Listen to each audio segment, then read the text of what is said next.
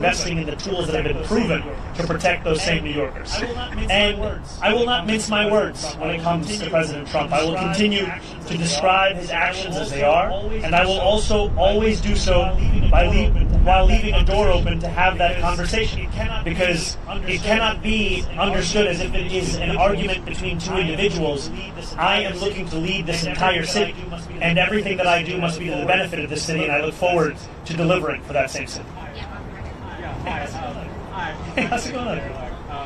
So after your win last night, a lot of critics went to our comment section in the social media news we run, saying, talk to the Mounties supporters in 6 months, see how they feel, how often in the year, see how bad it's going to get. Do you have any comment on how those folks are reacting and how you can... First I'd say we've come a long way since that conversation in the story of ours. And it's lovely to see you here. There were many. I think there were many who said similar things when we launched our campaign on October 23rd. Talk to the campaign in 6 months. Talk to the campaign in a year. See where they are.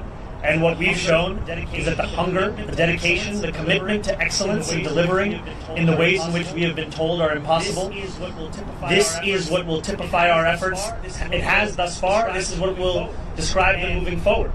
And the passion, as Maria had said, of an undimmed potential for government to meet the needs of working people across this city, that is something that we fully intend to deliver on. These were not words that were shared as a means by which to inspire people for the purpose of an election.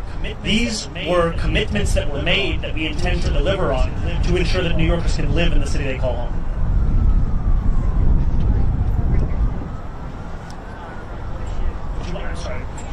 I'm sorry, could you come a little closer or speak a little louder? How do you respond to reports that under 1,000 New Yorkers in the city now and secondly, I'm wondering, when you got the news and called the race for you last night, how did you celebrate? What did you do? What was the first thing you did? How did you celebrate at home? The first thing I did was drink some water. And it took a moment. It took a moment for it to settle in. And when it did,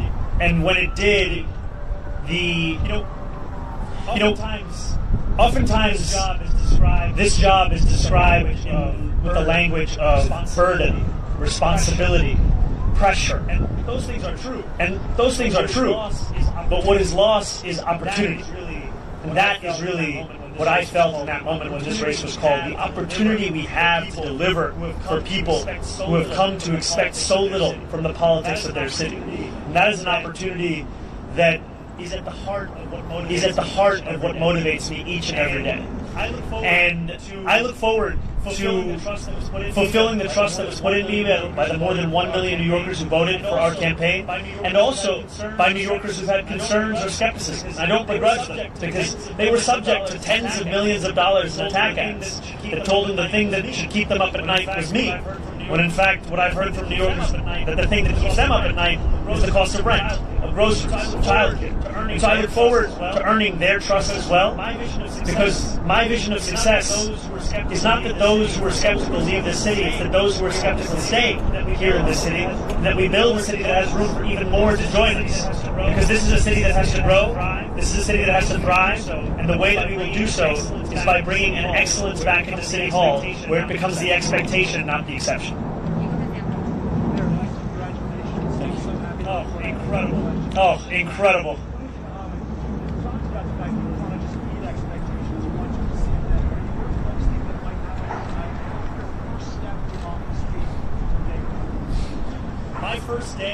My first day in City Hall will look like my last day.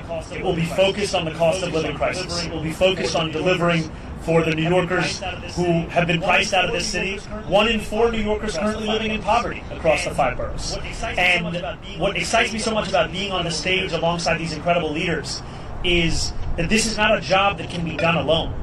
This is not a job that can be done by one person with one vision. It is a job that must be done by a team that is united in purpose in fulfilling the agenda that we ran on.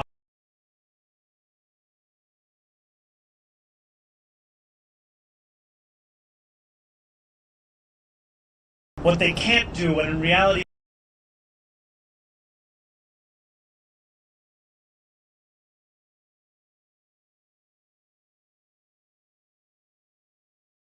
administration.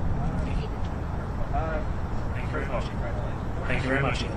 Governor Hochul has had kind of a good working relationship with Trump, even though he's been very rhetorically hot at sometimes.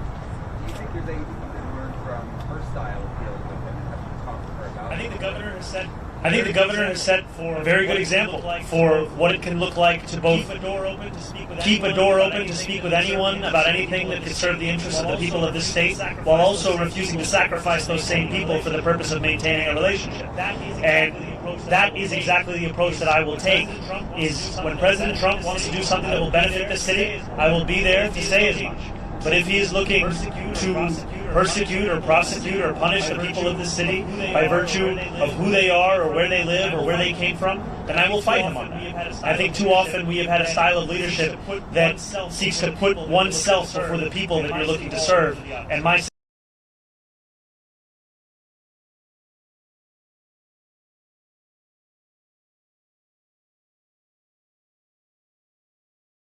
on how you are going to live up to all these promises, on who you are surrounding yourself with, the fact that this is your first day after the election, that this is what you want to do, this is the group that you wanted to announce, whether it's the fact that they're all women, whether it's different backgrounds, but a lot of them coming from a social services or a charity background or something like that. Was there a certain message specifically that you wanted to send with this group as official level? You know, this is a group that exemplifies the excellence I've long spoken about. It is an excellence that New Yorkers have seen across multiple mayoral administrations. It is an excellence that they have seen at the federal level, and it's an excellence that has been displayed amidst a conviction of what government can and should and must do for New Yorkers. And I'm excited by the prospect of them leading this transition to deliver for those same New Yorkers. And I also am clear with the more than 100,000 volunteers who brought me to this point, with the more than 1 million New Yorkers who voted for our campaign, that the work does not end with an election. In fact, it continues until we deliver this agenda. And that delivery will be something that we do over weeks and months and years. And it will be something that we will take immensely seriously, because it is a delivery that will fulfill the hope that so many have put in us. Katie, hi, congratulations. I apologize. Fundraising. Could we do the first one? I'll answer, then we go to the second one? Perfect. So I know on the website, you're fundraising for people who aren't familiar with fundraising. What is the money going to? Well, thank you for the question. It's transition2025.com. And, you know, there were a few months ago where I told supporters across the city to stop donating.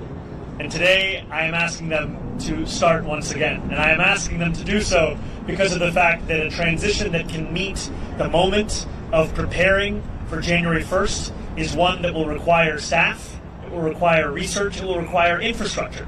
And those are things that we will have to provide. And I'm excited for the fact